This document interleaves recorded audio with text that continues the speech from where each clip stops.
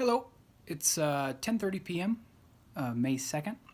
Our demo is tomorrow at 3 p.m. So I just wanted to make this video to sort of prove that our project actually works in case the unthinkable happens between now and 3 p.m. tomorrow. So let's just get right into it. I have the drone right here plugged in, ready to go. We have a CS370 flight controller interfacing with a Raspberry Pi Zero here on the side. These are plugged into a cell phone battery bank, which actually provides the perfect voltage for both of these boards combined. Let me show you what we've implemented here. Multiwi.py is a Python 2.7 implementation of the CS370 telemetry gyroscopes. So there's two gyroscopic sensors in here that measure rotation and heading. And as I move the drone, you should be able to see, as I change the yaw, heading goes up and down in degrees out of 360. I can change the angle Y, which is the pitch, up and down, and angle X, which is roll, left and right. All of these are in degrees out of 360. So that's being wirelessly transmitted by repurposing the radio transceiver on the flight controller to send it over Bluetooth connection to the Raspberry Pi. So that can just passively run while we actually activate the drone with our driver program here. Now, we have the power disconnected. We start the calibration process. I have to put you down real quick while I connect the battery. This is going to be really loud. So the drone is now connected to power. There is a lightweight drone battery inside the chassis here.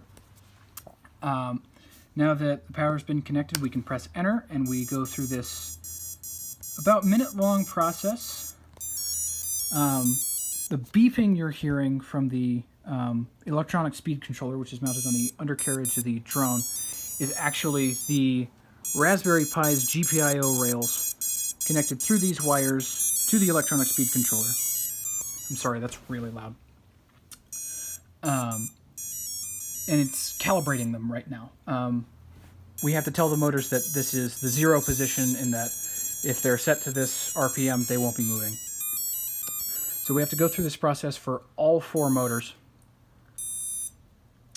And we just sort of have to be patient for this part. But again, this is no wires. Everything is on board the drone.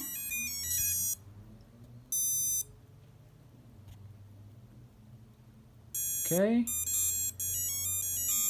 It's calibrating the third speed controller, now the fourth. Okay. Once it stops beeping, okay, we're now ready to arm the ESCs. This prepares each motor to run independently of the others. And we're sending signals from the GPIO rails to tell the motors to spin. And once all four speed controllers are armed, we will be able to run the motors.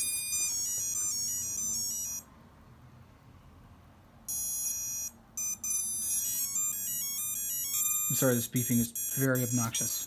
I've been listening to it all day.